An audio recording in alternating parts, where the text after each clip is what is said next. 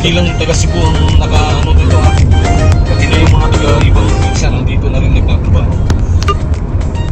Kaya if you are kumisa yung airport and dahil sa mga Amerikano 1926 pero military yun.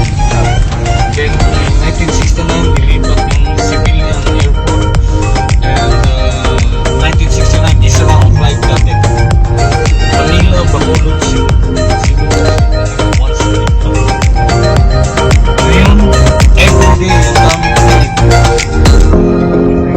We don't need to go to Manila anymore para direkta from Cebu to Hong Kong.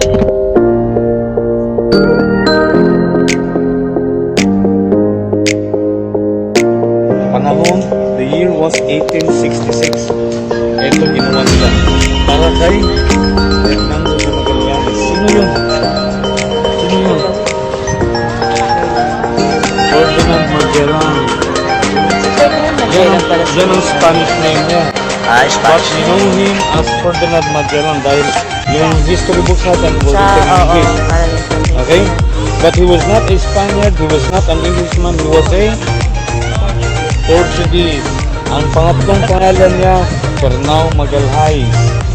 Kasi dati wala pang visa, wala pang passport. Dito na gas mo may newspaper. Pag may kaguluhan dun sa south, nagpadala tayo ng mga sundalo dun. Yung sundalo namatay dun.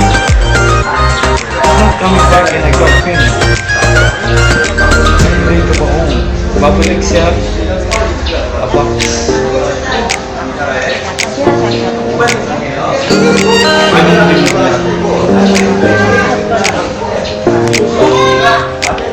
Tapos magdala dito. May mangroves. Yan, dagat po yan. Wala po tayong lawa dito sa Cebu. Dagat po yan. Pag high tide, 1 foot. Pag low tide, ayan, parang dagat. Okay? So ito, the same environment. When Magellan came to this place, he made a mistake. Nagkamali siya. He came on a low tide. Okay? So, dahil low tide, hindi niya magamit yung barko niya. Kung yung barko sana may kanyon, boom boom boom, sana sunod na mga bahay nila Pulapo. Eh hindi. So naglakad na nga sila rito. 45 men against hundreds of men. Ito,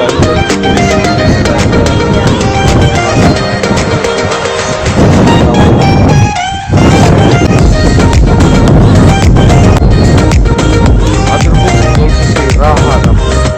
Raha Sulaiman sa Manila. Kung Raha na tatak.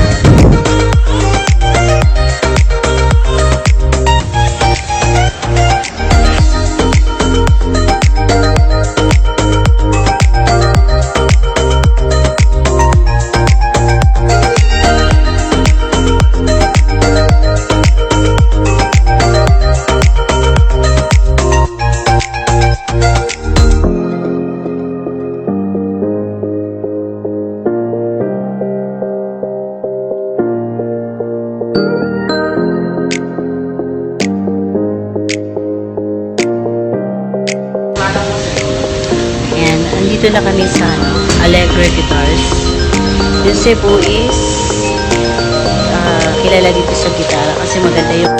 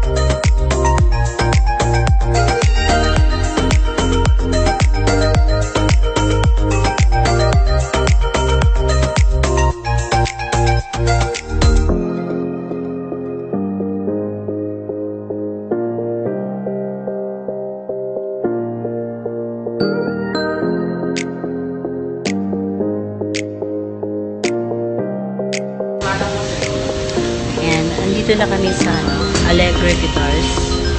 Yung Cebu is kilala dito sa gitara kasi maganda yung